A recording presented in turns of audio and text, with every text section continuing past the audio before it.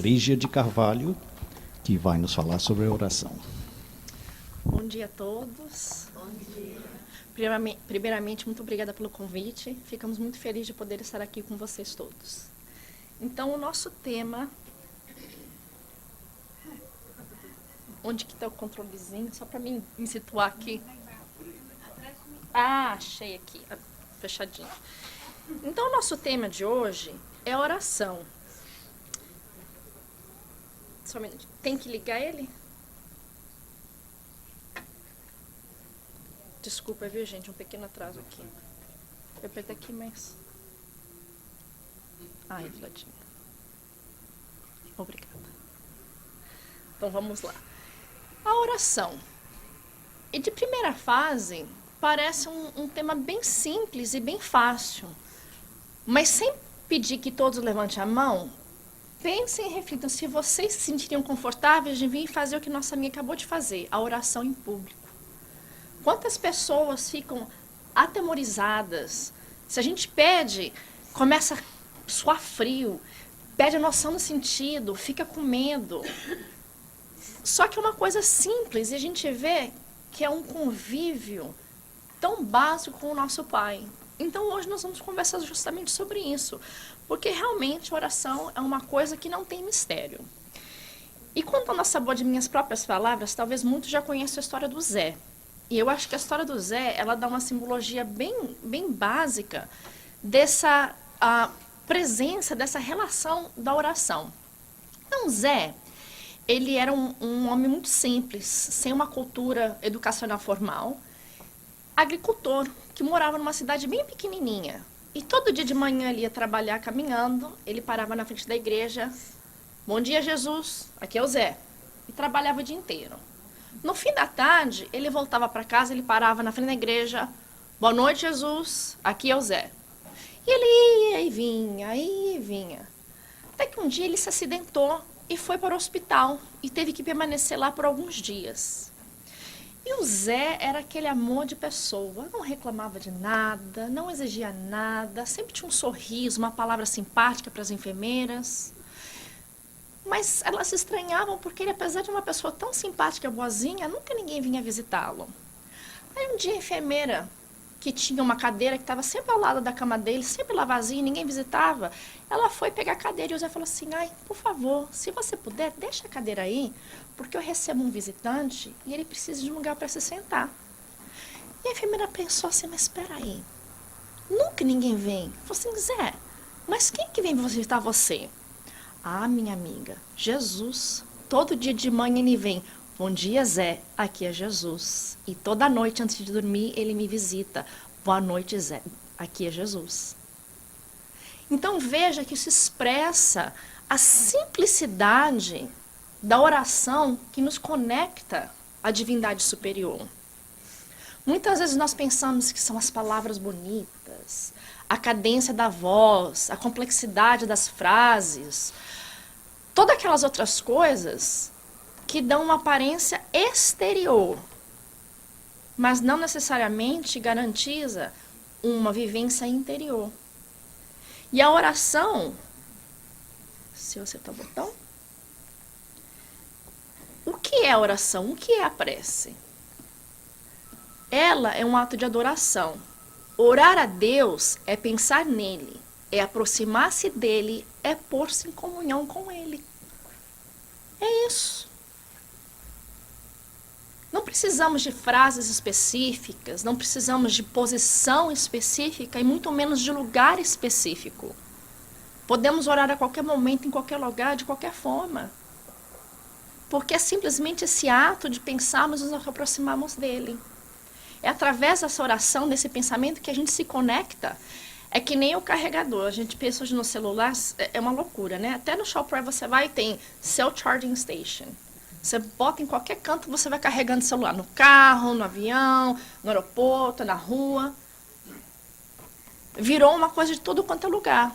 E assim a prece, ela não tem nenhum requisito específico de botar a mão junto, de sentar, de levantar, de estar aqui, de estar lá, de estar de roupa. Tem gente que ora tomando banho, aproveita na hora que está caindo a água, ora, medita. Não tem lugar inapropriado. é o momento de nós nos comungarmos com Deus. E ainda seguindo, né, que está no livro dos Espíritos. As 3 coisas podemos propor-nos por meio da prece: louvar, pedir e agradecer. Só em geral, aí estão, resumindo, as orientações da prece. Às vezes a gente ora para pedir, às vezes oramos para louvar e às vezes para agradecer. Eu sei que, infelizmente, ainda tenho a tendência de orar mais para pedir. E às vezes eu esqueço de orar para agradecer. Mas ela fazendo a nossa prece, eu fiquei pensando, né? Realmente, em momentos de tantas dificuldades que nós enfrentamos como sociedade, se a gente vê as coisas do Brasil, que é de onde viemos, ou se vimos as coisas dos Estados Unidos, que é a nossa nova mãe, são tantas aflições que a prece de agradecimento nos ajuda muito. É uma técnica para nos ajudar a não cair nessas depressões, nessas ansiedades. Porque quando a gente começa a focar nas coisas que estão tão difíceis, a gente esquecemos as coisas que estão bem. O lar, a família, os amigos, a saúde, o trabalho. Por mais que não seja o trabalho que a gente queira, é um trabalho que nos dá independência econômica e dignidade. Tantas coisas básicas do dia a dia. Mas se a gente perdesse essas coisas básicas do dia a dia, quanto mais difícil nossa vida não seria. Só a saúde é uma bênção. Nós trabalhamos com pessoas que são terminais. E enfrentamos pessoas de tudo quanto é idade. E a dificuldade, e como a vida toma um aspecto completamente diferente, quando você vê que a única coisa que você tem a certeza é que em questão de dias ou semanas, você vai morrer. E aí? Nós temos a bênção da saúde, que pode nos propiciar tantas conquistas. Então, quando a gente começa a agradecer, por mais simples que seja, nós possamos ver quantas bênçãos nós temos em nossas vidas. E já a vida em si toma uma perspectiva diferente. E a prece nos auxilia nesse processo. Então, seguindo, em que consiste então esse ato de adoração, esse ato de orarmos? E novamente, Livro dos Espíritos. É a elevação do pensamento a Deus. Pela prece, a alma se aproxima dele. Ou seja, tudo no mundo é vibração. Tudo é conexão.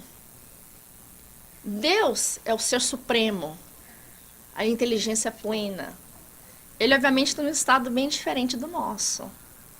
Mas como ele também é Pai, amoroso, bondoso e justo, ele não nos relega às nossas ineficiências, às nossas limitações.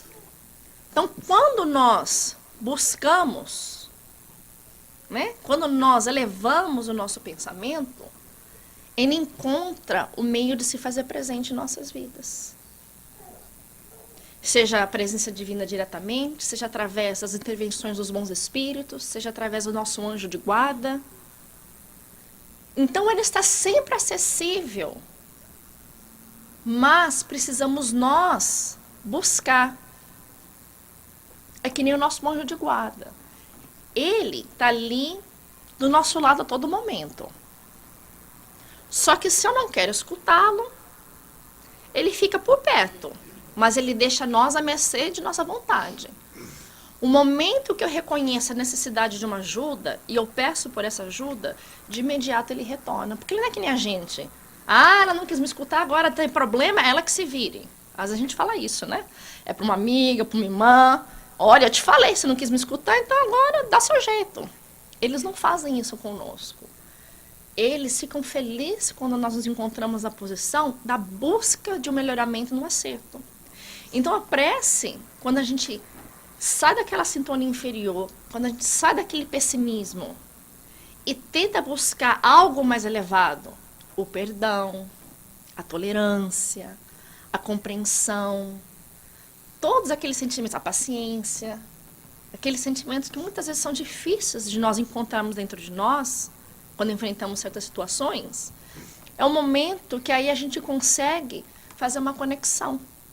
É o momento que o plug, ó, entra em contato e a gente recebe aquela presença divina. E basta o quê? Uma pequena mudança de percepção.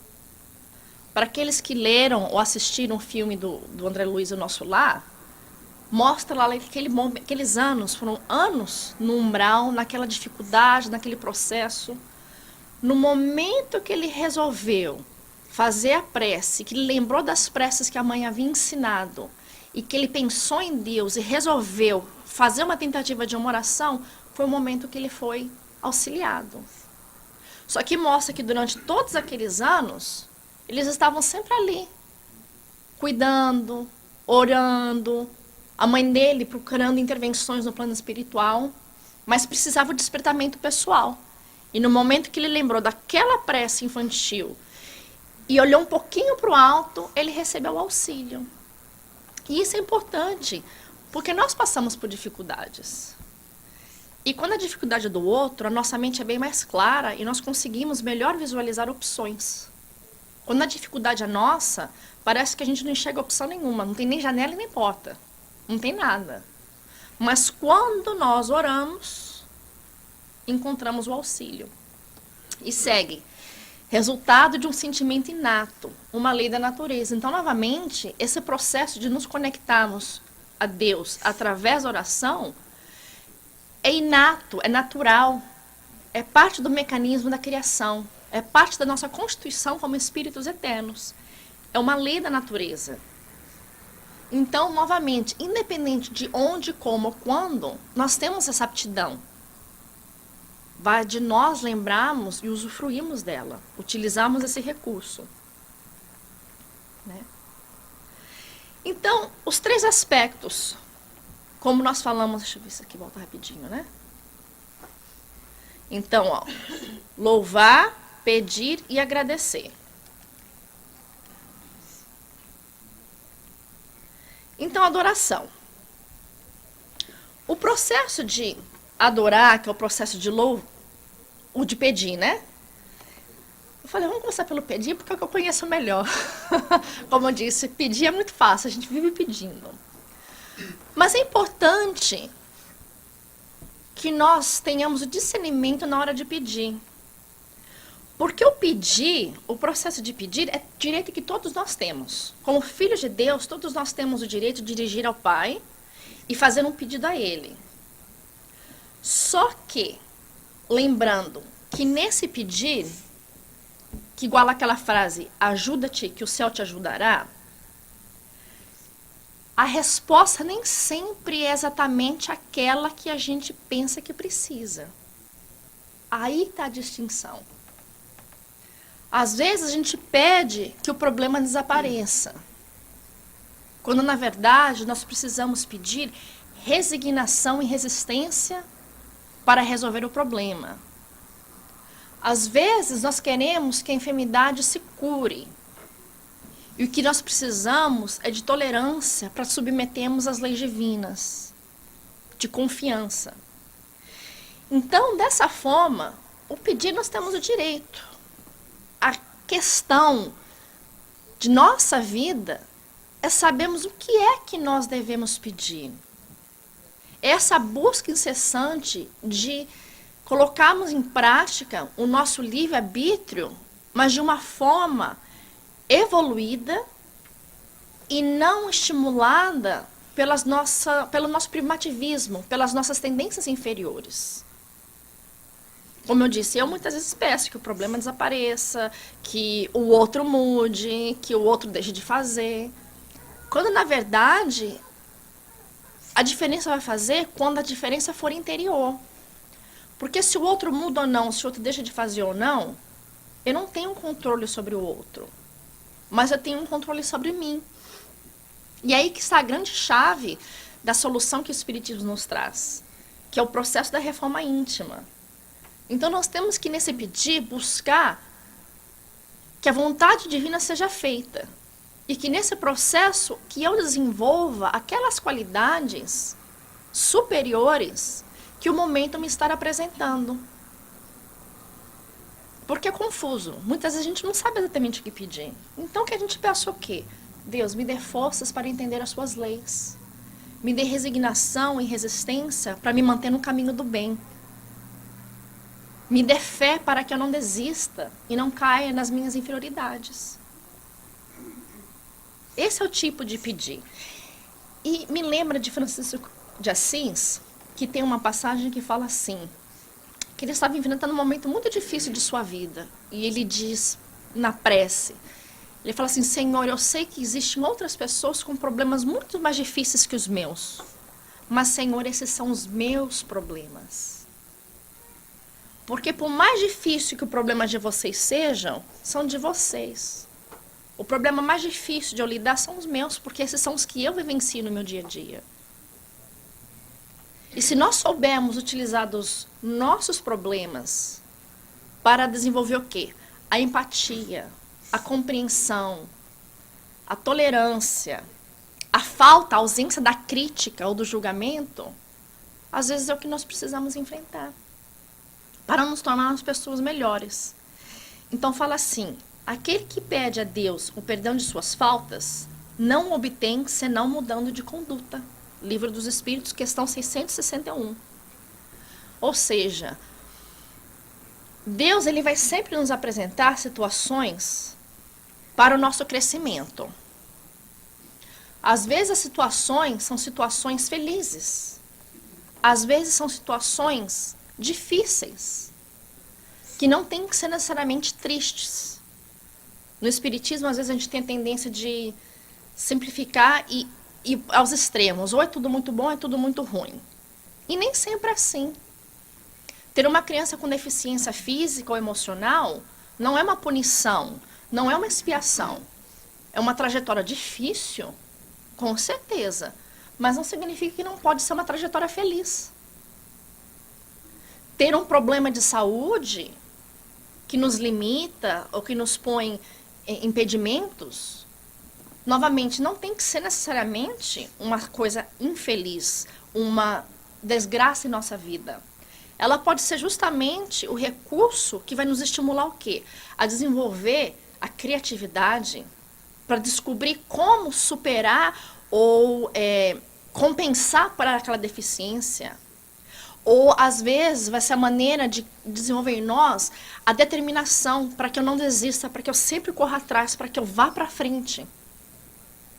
Então, tudo é questão da nossa perspectiva, da compreensão das leis de Deus, porque as leis de Deus são todas amor. E se a dificuldade vem, ela vem para que aqui a gente exercite os nossos músculos morais. Quem faz ginástica, acho que todo mundo na vida em um momento jogou esportes ou fez ginástica. Ali, quando a gente tem naquele pezinho na máquina, aquilo lá não é assim, ninguém pode dizer que é uma coisa agradável. O processo em si se torna agradável, mas aquela força que se puxa o músculo é uma dor física. Para quê? Para que o músculo fique forte. Por que nossas emoções, as nossas pendores morais seriam diferentes? Então, aquelas dificuldades na vida é justamente para a gente exercitar os nossos músculos morais. Que o momento da dor dói, que nem o momento de puxar a máquina dói. Mas o processo em geral é um processo evolutivo e prazeroso que nos leva a um objetivo feliz. Então, tudo questão de perspectiva. E fala assim, que nesse pedir não se trata de expor nossos desejos, e sim de criar condições para receber suas bênçãos, que está em todo o universo. Às vezes, Deus está querendo dar uma resposta, Ele está querendo dar uma oportunidade, mas a gente está tão ali, bitulado, no que a gente acha que quer, que precisa, que nós não vemos as oportunidades ao nosso redor. Então, nós temos que estar abertos e, como diz aqui, criar condições para receber as bênçãos. Porque Deus está sempre querendo a nossa felicidade. Vai depender de nós estarmos perceptivos. Então, a analogia que se faz é a seguinte: se nós temos sede, o que a gente precisa fazer? Beber água. Não adianta te jogar numa piscina. Se você não quer abrir a boca e beber água, não adianta te jogar na piscina, te dar copo de água cristalizada, com gás, com nada. Você tem que querer beber. Então, muitas vezes, esse processo de pedir é justamente isso. Às vezes a gente quer, precisa, mas a gente não abre a boca para beber. Então que sejamos mais atentos para receber esse processo de ajuda. O segundo é o louvar. E o louvar, ele se resume em reconhecer a grandeza do Criador, a sua presença em nossas vidas e sentindo nele o nosso apoio maior, nossa inspiração mais sublime. Então é um momento de realmente, simplesmente de uma conexão divina, de lembrar o quê? Que existe um Pai, esse Pai é o Criador de tudo, ele é meu Pai e meu Criador. Então tudo que está no universo, tudo que está no mundo, eu sou herdeiro, então eu sou criação divina. É o momento que a gente consegue também reconectar com a ideia que eu não sou a Lígia, eu não sou essa encarnação. Eu sou um espírito eterno, eu estou Lígia e eu estou nesta encarnação. Mas na verdade eu sou criação divina, espírito eterno. E às vezes a gente se esquece disso, porque ficamos tão ocupados com o nosso cotidiano, com as obrigações que não são poucas, com os compromissos que parece que nunca diminuem, que nós nos esquecemos às vezes que isso é uma jornada, é um projeto, é uma duração temporária. Que a vida verdadeira é aquela quando estamos no plano espiritual. Aqui é um processo de aprendizagem. Então, quando a gente glorifica a Deus e lembra da grandeza da criação divina e do que Ele representa, conseguimos reconectar com a nossa fonte de criação, que somos espíritos eternos. E o terceiro é o agradecer. Então, nós falamos um pouquinho, é aquele momento quando nós reconhecemos as coisas que nós temos. Não só coisas financeiras e materiais, mas os relacionamentos. Tem uma prece de agradecimento que quem já viu o Divaldo, ele muitas vezes em suas palestras, ele termina com a prece do agradecimento. E eu sempre me lembro que tem uma parte, assim, obviamente que eu não lembro né, o poema, que ele é bem longo, agradece os olhos, as mãos, a visão, tudo mais. Que ele fala, mesmo que a gente não tenha um teto e tenha um animal, um cachorro, agradeçamos. E mesmo que a gente não tenha nada, obrigado, Senhor, porque eu existo, porque eu vivo, porque eu creio em Ti. Então, nós temos muito para agradecer. Uma coisa banal. Todo mundo aqui, eu aposto, que se abrir o armário, você tem jaqueta para escolher. No mínimo duas. Duas de inverno pesado, uma ou duas de quando tá primavera, uma outra mais bonitinha para sair. Nós temos. E aqueles que nem jaqueta tem, que não tem roupa, que não tem sapato, que não tem comida. Tem muitos campos de... agora não lembro a palavra. Como? De refugiados, obrigado. Que eles para comer arroz e milho, todo dia. Arroz e milho. Aí fazem a variedade do arroz do milho, não com água potável, morando em barracas, chão de terra, fechado, porque vive a risco de serem invadidos e assassinados. E eu sei que esse é o extremo, não é a nossa realidade, mas essa é a realidade de muitas pessoas. Ou não vamos tão longe, muitos de nós aqui somos do Brasil, temos familiares lá. Qual não é a realidade deles lá? Então nós temos muitas coisas aqui que às vezes a gente se acostuma tanto com elas que a gente esquece que é não vou dizer um privilégio, porque se estamos aqui é porque é do nosso merecimento. Mas é uma vantagem tão grande que facilita tanto a nossa vida, mas a gente às vezes esquece. Então fala assim, Deus coloca à nossa frente diariamente riquezas inestimáveis. A natureza, o conforto do lar, a possibilidade da inteligência, a oportunidade de servir. Então são muitas as coisas. E segue assim. No processo de agradecer, ficamos conscientes de tudo que temos, concentrando no positivo e não no negativo. E nesse momento nós conseguimos melhor balancear a nossa realidade. Porque aquela coisa, eu posso sempre olhar para frente e com certeza vão ter sempre pessoas que estão em situações bem melhores. Mas eu posso olhar para trás E tem pessoas que estão em situações sempre bem piores. É questão de ótica. Mas se eu olho para um lado, eu me sinto miserável. Se eu olho para o outro, eu me sinto feliz. Se eu lembrar que Deus me colocou onde eu preciso estar, eu vou ver que eu tenho muita coisa boa, eu vou me dar por agradecida. E vou conseguir encontrar valor e maior alegria de viver. Que é o objetivo. Buscarmos uma condição de encontrar uma harmonia, um equilíbrio no nosso cotidiano. Então, a frase do livro Problema do Ser, do Destino da Dor, de Leon Denis. A vontade é a maior de todas as potências. É, em sua ação, comparável ao imã. Então, se a minha vontade é fraca, a atração vai ser fraca. Se a minha vontade é forte, a atração vai ser forte.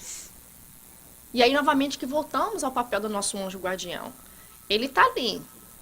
Se eu não estou muito interessado, ele fica pela volta. Se eu estou muito interessado, ele fica do meu ladinho. Lembrando que anjo guardião nunca impõe. Ele nos auxilia, ele nos guia indiretamente para que possamos encontrar o nosso próprio caminho. Se vai dizer que tem espírito aí falando para você que tem que ser isso, que tem que ser aquilo, que tem que ser o outro, que é ser um anjo guardião, mentira. Porque Deus não infringe o nosso livre-arbítrio, tampouco o nosso anjo guardião infringe. Então, nós vamos... Deixa eu só ver se eu esqueci. Então, dessa forma, só lembrando, voltando lá para a frase antes de a gente prosseguir aqui, que fala assim: como o poder da prece está no pensamento, ela não se prende nem a palavras, nem ao lugar e nem ao momento que é feita. Novamente, é no momento de que necessitamos, é no momento que nós queremos. E segue. A energia da corrente está em razão do vigor do pensamento e da vontade. Ou seja, querer é poder. E quando a gente quer, a gente consegue. Porque nós, como seres humanos, como seres da criação, nós estamos mergulhados no que se chama no fluido universal. Imagina o ar. A gente não vê o ar, mas sem o ar todos estaríamos mortos. Então nós estamos como num corpo de energia, que é esse fluido universal. É como se fosse um corpo de água. Imagina que nós estivéssemos no mar. Quando a gente está no oceano, numa piscina, se a gente bate na água, o que a água faz? Aquelas ondinhas, né? Ou quando a gente era criança e jogava pedra, e a pedra pulava, e aí aquelas ondas fazendo assim, né? A sequência aqui até o fundo. Ou vamos imaginar pior, o tsunami. O que é o tsunami? Foi uma onda que subiu e, seguiu com uma força tremenda. Então, assim é o nosso pensamento. Na hora que eu emito um pensamento bom ou ruim, ele vai ter essa repercussão energética que vai seguir. Se o meu pensamento for uma toquinha assim, vai fazer pum. Agora, se o meu pensamento for forte, que nem um tsunami, imagine se um tsunami, aquela energia poderosa do tsunami para o bem, vai seguir, atingir, iluminar até não se sabe aonde. Então tá aí essa potência de nossa vontade. Por isso que fala, querer é poder, e realmente podemos. Então, seguindo, tem essa frase de Lucas, que ele diz, né, que Jesus diz: por que estáis dormindo? Levantai-vos e orai, para que não entreis em tentação. E é muito interessante associar o dormir, levantar e o orar. Então, qual que seria a conexão? Então, vamos estudar um pouquinho mais. E a interpretação nisso está no livro chamado Luz Imperecível. Eu não sei se eu fiz, aqui é outra fala. Ok. Então, primeiro, por que estáis dormindo? Então, nessa primeira questão, já vem novamente trazer, se a gente está dormindo é porque não está acordado. Se não está acordado, não estamos fazendo o quê? Não estamos prestando atenção. Vem nos chamar para a necessidade de estarmos, despertos e fazermos bom uso das oportunidades que a vida nos apresenta. Às vezes a oportunidade nos vem e a gente nem percebe e fica ali num sofrimento, numa dificuldade.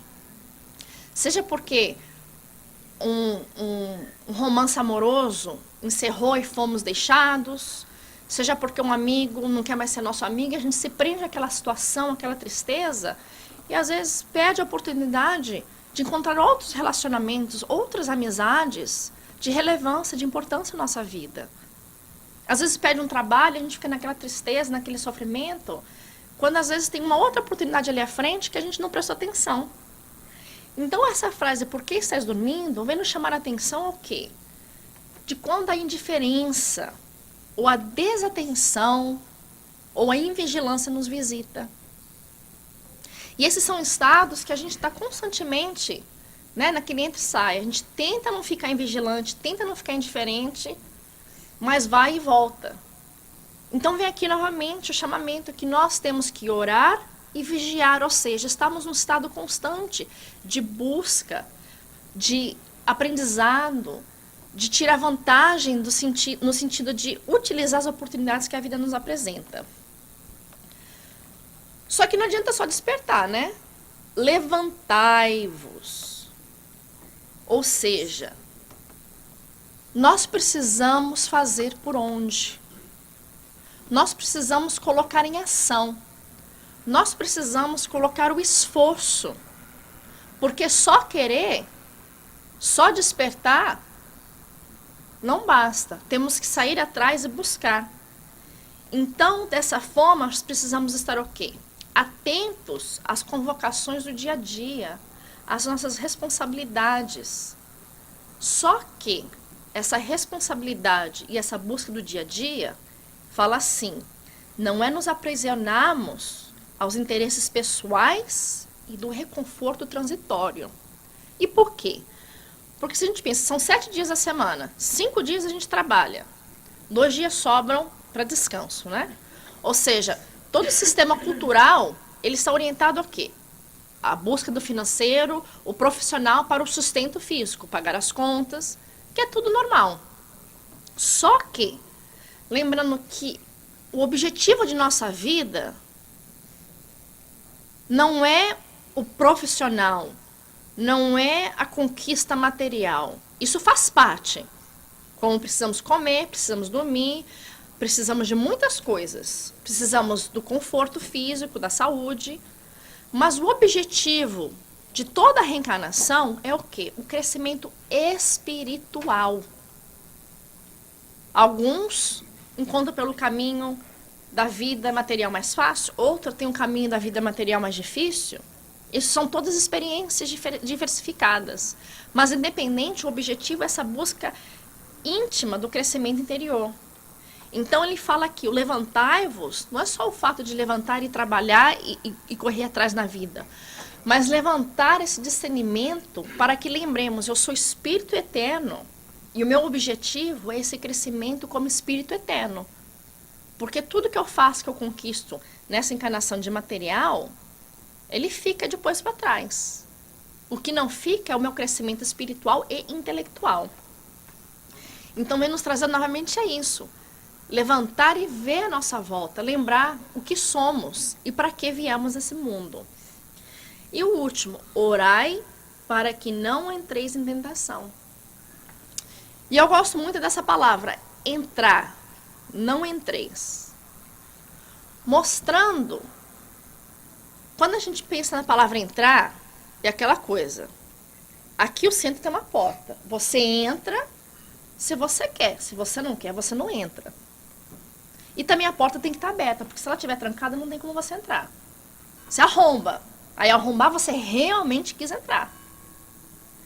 A tentação só entra em nossa vida se eu entro na tentação. Nos dá completo controle e autonomia da presença ou não da tentação na nossa vida. Então, nos mostra que a tentação não é algo que nos acontece. É algo que, por ou invigilância ou fraqueza, que foi uma escolha, eu entro na tentação. Ninguém quer. E tentação aqui quer dizer as dificuldades, os problemas, as nossas más inclinações, os nossos vícios, né? O vício, eu não estou dizendo que é fácil, gente. Vício é difícil, é considerado uma doença. Mas o vício, ele é resultado da nossa vontade. Em outras épocas, ou quando o vício iniciou, a vontade de vivenciar o vício era mais forte do que a vontade de não. Aí, por qual sejam as razões, hoje nós não queremos mais o vício, mas já estamos habituados a ele. Então, o processo de reversão vai ser muito longo, vai ser difícil. Só que, novamente, aí é aquela vontade ativa de sairmos do vício. Então, ao entrar, nós temos, dessa forma, as condições de evitar ou superar essas dificuldades. Fala assim, a oração evidencia-se na mente do discípulo como atitude indispensável ao reajuste e crescimento. Então, vamos imaginar, nós estamos ali numa porta, e o que está do outro lado é a vivência íntima de cada um. É o vício do álcool, é o vício da gula, é o vício da sexolatria, é o vício da fofoca, é o vício do rancor, o que seja. Eu estou ali com a mão na maçaneta, querendo abrir. Eu busco oração para me dar força e resistência para não abrir a porta. É uma luta. É uma luta? É uma luta. Mas é uma luta da qual eu posso ganhar e da qual eu não estou sozinho. Porque no momento que eu oro, e eu estou usando uma analogia, né, assim, física para facilitar. Se eu estou com a mão na maçaneta querendo abrir e eu oro, é como se o anjo guardião viesse e colocasse a mão dele em cima da minha mão, me ajudando a tirar aquela mão de lá. Então já não é só uma mão naquele entra ou não entra. Agora são duas ou mais querendo sair. Quando a gente não ora, porque a gente sabe que seja qual o nosso vício, no vício nunca estamos sós. Na hora que eu boto aquela mão, eu tenho duas opções. Ou me render ao vício e vai ter um monte de mão viciada querendo que eu entre e vai me ajudar a escancarar a porta. Ou no momento que eu estou quase fraquejando, eu oro. Porque aí meu anjo guardião e espíritos que me amam vão ser aquelas mãos que vão tirar minha mão de lá e me tirar de longe. Então eu só entro se eu faço a escolha. Por isso a importância da convivência no centro espírita. Por isso a importância da frequência nos estudos. Porque vai nos trazendo maiores informações, vai nos ajudando a melhor processar como que esses sistemas funcionam e vai nos dando resistência e estímulo. E outra coisa, recursos. Eu ligo para um amigo, eu ligo para um companheiro do centro. Olha, estou aqui numa dificuldade. Ou às vezes você nem precisa falar que está na dificuldade, você liga só para tentar se distrair, para passar aquele momento da necessidade, no momento de fraqueza. Ou você realmente liga, olha, você pode orar comigo? Esse é o momento, porque não é fácil.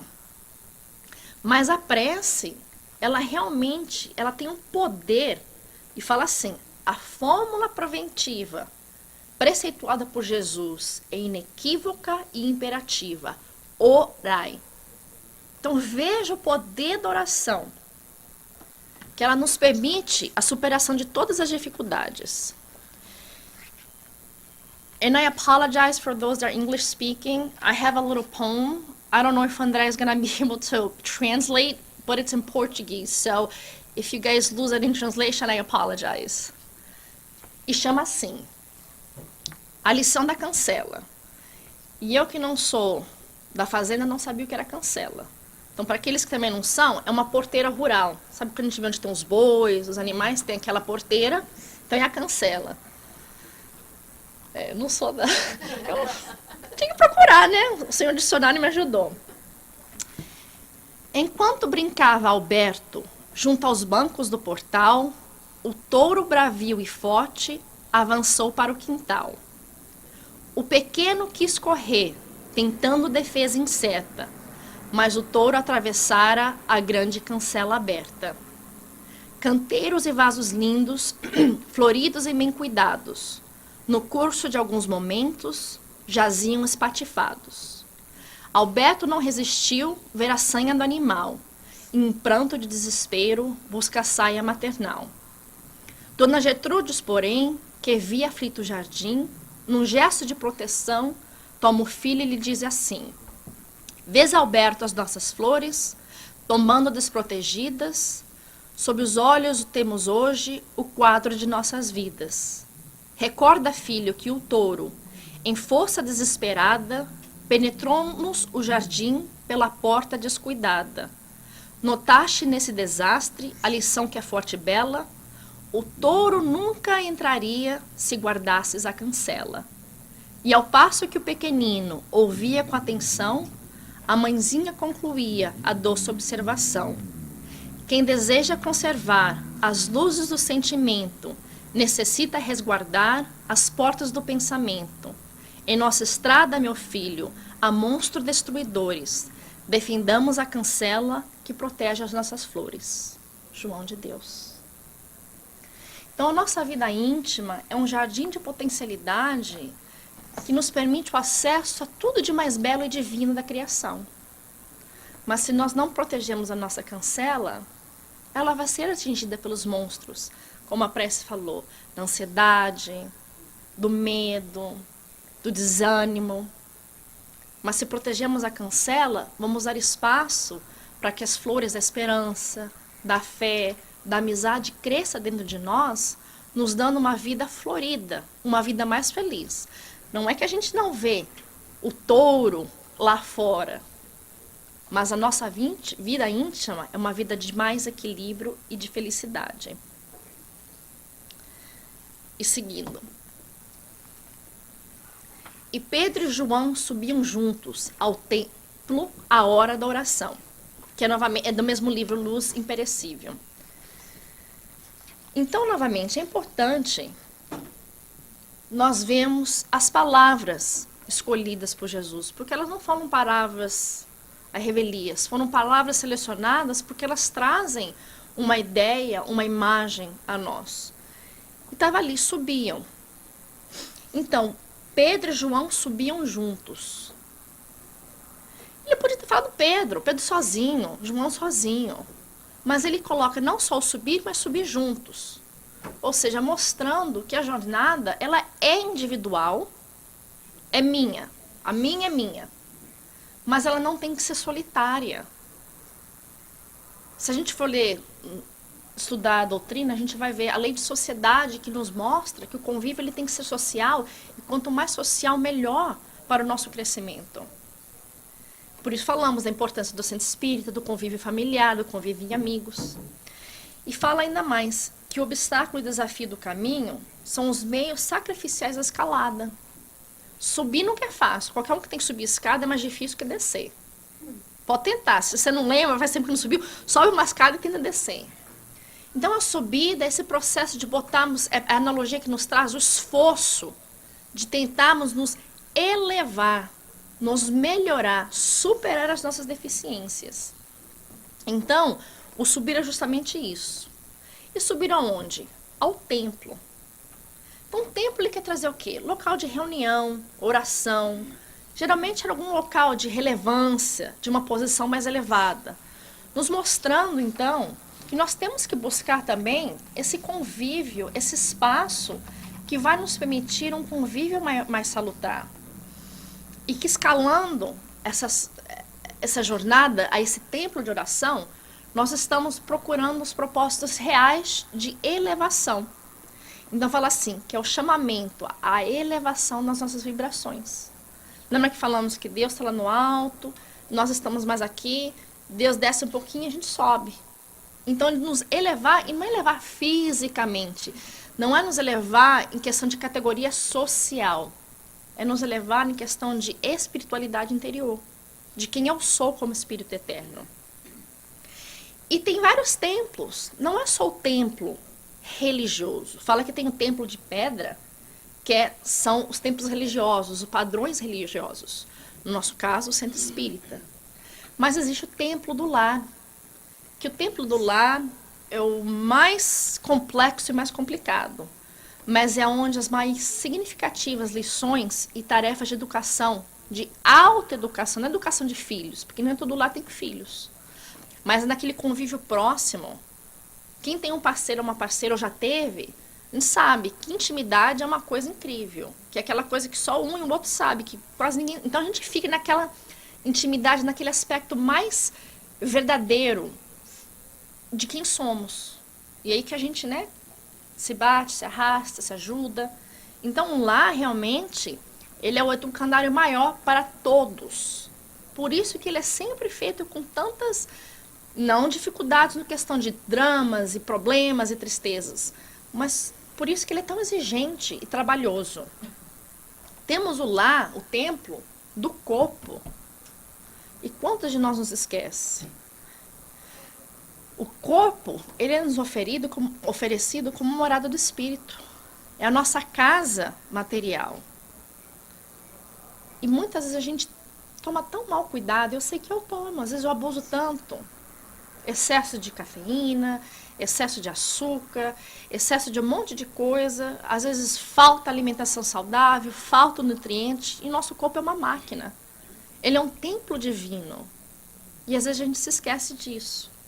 E tem um outro que também é muito importante, que é o templo da mente. Ou seja, são as nossas antenas captadoras.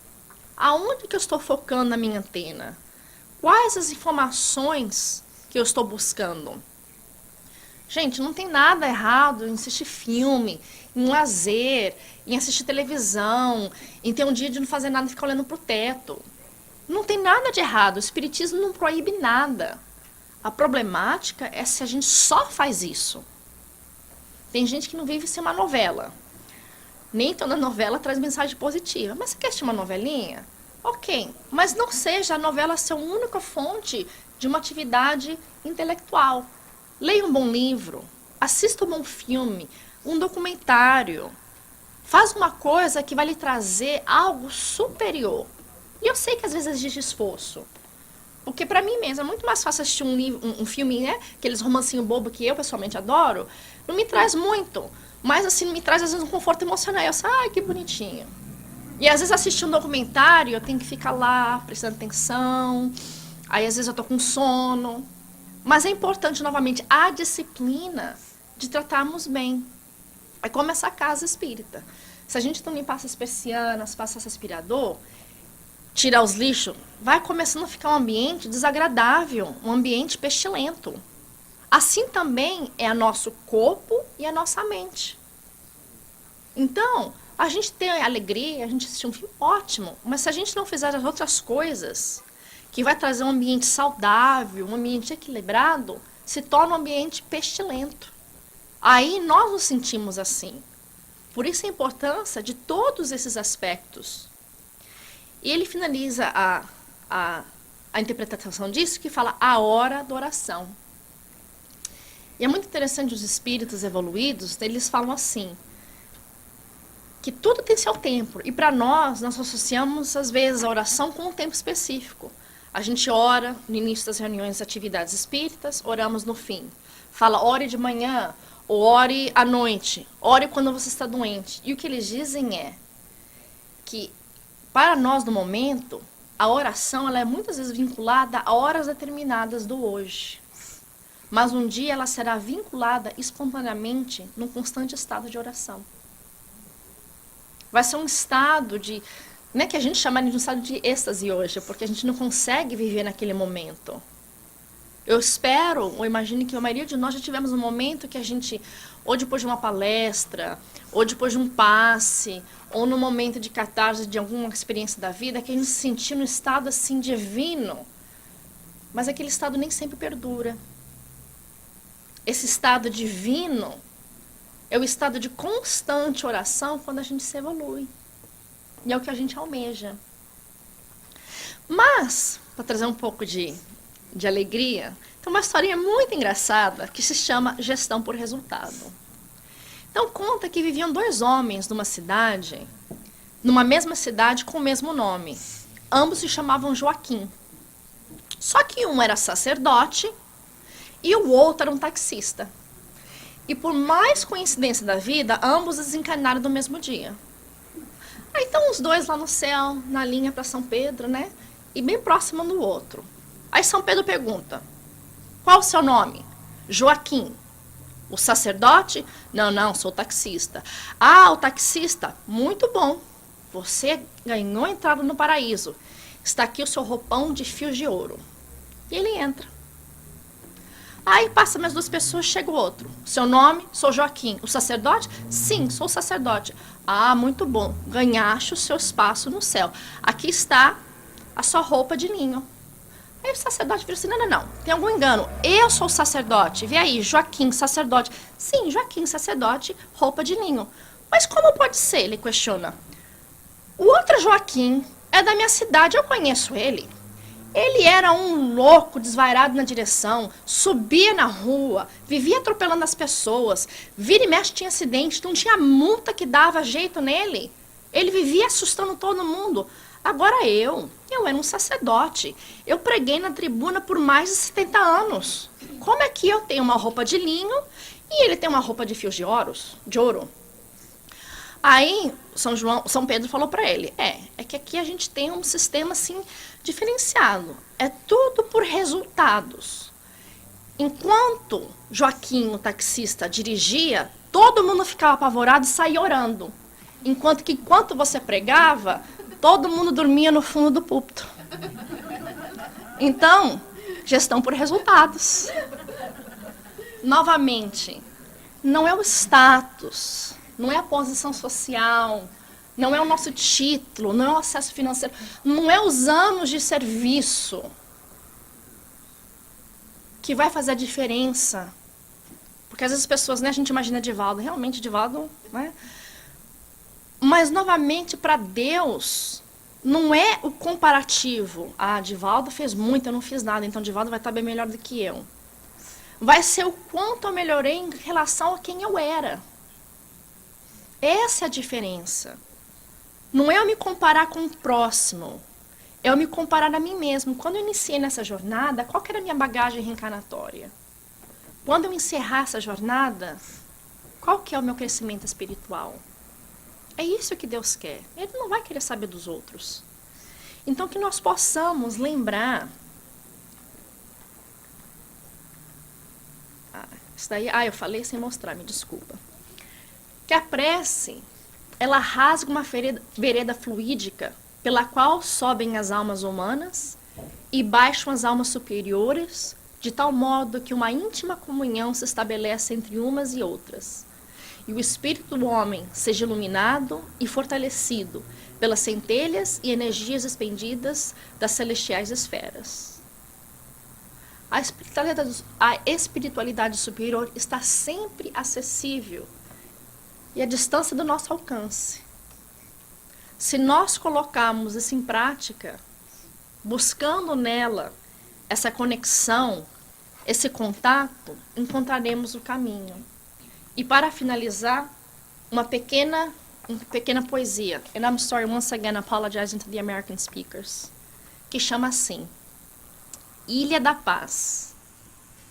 No oceano trevoso e desvairado, de provações da terra de amargura, o espiritismo é o porto abençoado, de alegria, de amor e de ventura. Ilha calma de luz tranquila e pura, onde há pão para todo esfomeado, consolação a toda criatura, conforto e paz ao pobre deserdado. Praia de sacrossanta claridade, em que os raios divinos da verdade brilham sem fantasias e sem véus. Caminho de esperança e esplendor, por onde o coração do pecador deixa a treva do mundo e sobe aos céus.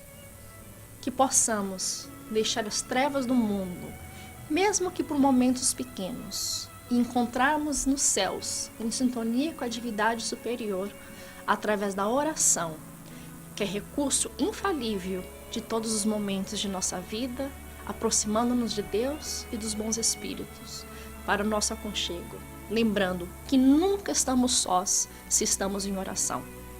Muito obrigada e que todos tenham uma semana abençoada.